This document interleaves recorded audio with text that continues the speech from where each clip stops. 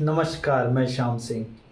आज हम फिर से बात करेंगे पढ़ाई के विषय में। पढ़ाई के विषय में हमने बहुत सारे वीडियोस बनाए हैं, बहुत सारी बातें की हैं, फिर भी आज मैं आपको और विस्तार में बताना चाहता हूँ। अभी परीक्षा का समय भी चल रहा है, कई विद्यार्थी परीक्षा की तैयारी कर रहे हैं तो कई विद्यार्थी परीक्षा दे रहे हैं। परंतु मैंने अक्सर देखा है कि लोग अलग अलग तरीके से पढ़ते हैं। कई लोग रटते हैं, कई लोग रट रहे हैं, तो कई लोग समझ रहे हैं, तो कई लोग उसे शॉर्ट में अपने पॉइंट में नोट्स बना के रख रहे हैं। तो सबका अपना अपना एक तरीका है जो उसे याद करने का। परंतु मेरा एक ही कहना है कि आप समझ के लिखिए, जो लॉन्ग लाइफ भी रहेगा और जो समझा हुआ वो भूलेंगे नहीं। रटा हुआ आप जब लिखते हैं तो अगर एक भी शब्द का कि या कुछ चला जाता है या भूल जाते हैं, उस समय याद नहीं आता है, तो पूरा चला जाएगा। इसीलिए समझिए, आप समझ के यदि लिखेंगे तो बहुत सारा भी लिख सकेंगे और आप समझा सकेंगे। तो आपने जो भी पढ़ा है, जो भी आप पढ़ रहे हैं, उसको अपनी भाषा में समझिए, समझ के उसे लिख लीजिए। लिखा हुआ हमेशा याद रहता। आप देखिए, आप किसी को उधार पैसे भी देते हैं तो क्या करते हैं, लिख लेते हैं।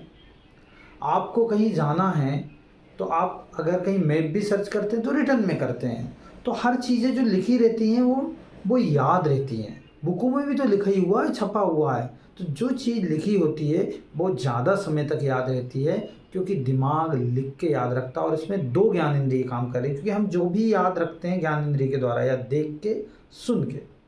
तो अब क्या हो रहा है, जब हम लिख रहे हैं तो देख भी रहे हैं, और हम बोल रहे हैं तो बोल के सुन भी रहे हैं और समझ भी रहे हैं।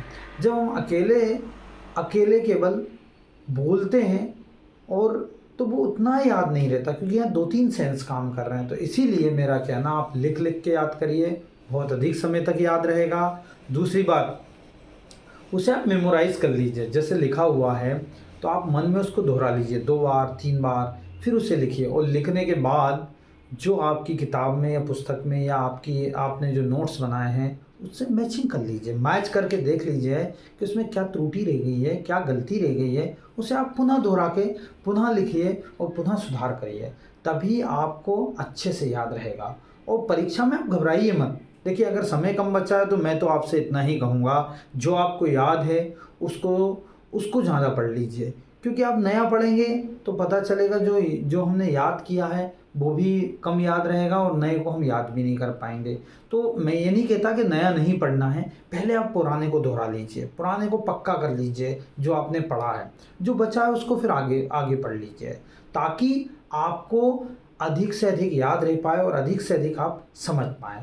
तो इसी के साथ हम फिर एक नए वीडियो के साथ मिलेंगे। आप अधिक से अधिक मेरे वीडियो को देखते रहिए, शेयर कीजिए। नमस्कार, जय हिंद, जय भारत।